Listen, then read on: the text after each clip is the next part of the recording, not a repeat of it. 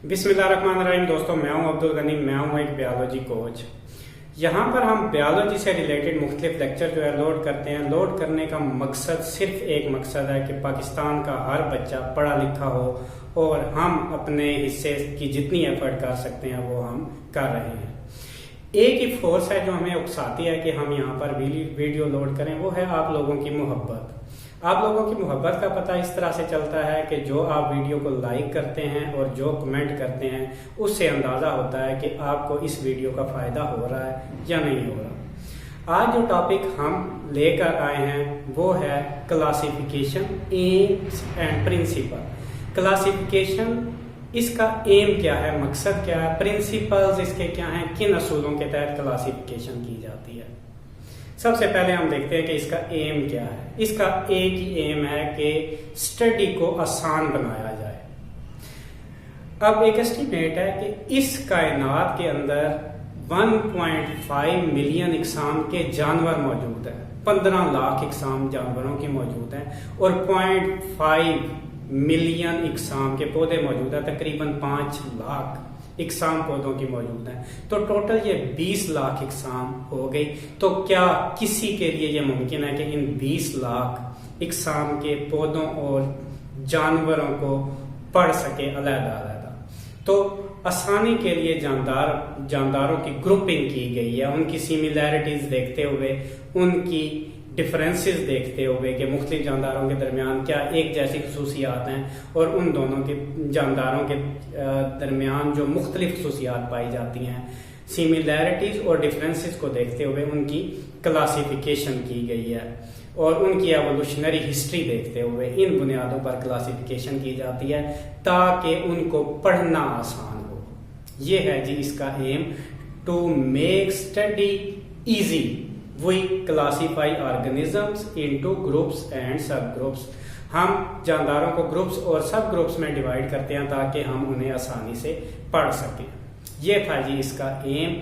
यहाँ पे आपके एग्जामिनेशन के हवाले से 2 डेफिनेशन जो है वो इम्पॉर्टेंट है जो आपकी एग्जामिनेशन में पूछी जा सकती हैं। पहले नंबर पे है टेक्सोनोमी।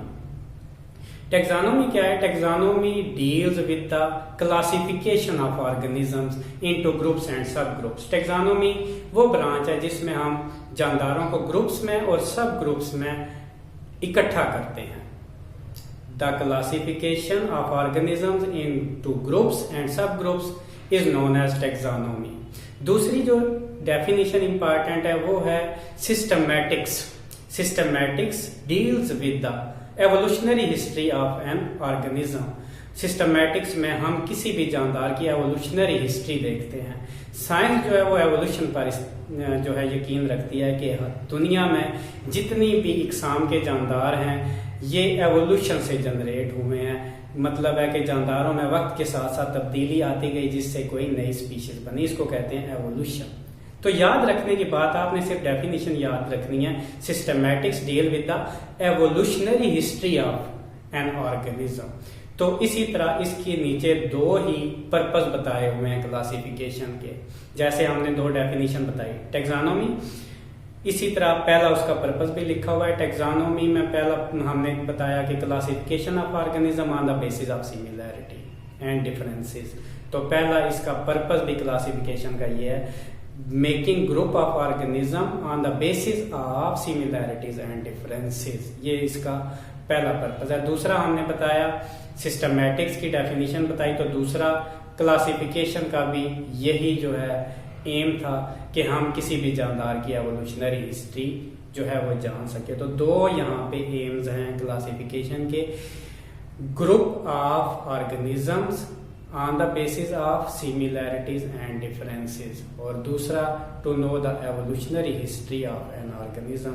इन जो है 2 पर्पस हैं, 2 डेफिनेशन आपने याद रखनी है। ये शॉर्ट क्वेश्चन में पूछी जा सकती हैं। आपसे ये पूछा जा सकता है कि जो क्लासिफिकेशन है उसके हमारे पर्पस क्या हैं?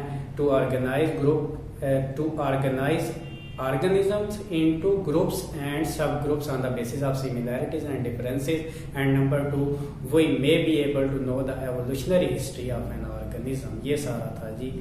हाँ, एम्स क्या हैं और आगे हम देखेंगे कि इसके प्रिंसिपल्स क्या हैं, किन बुनियादों पर ये क्लासिफिकेशन की जा सकती है। आज के लिए इतना ही। Thank you very much.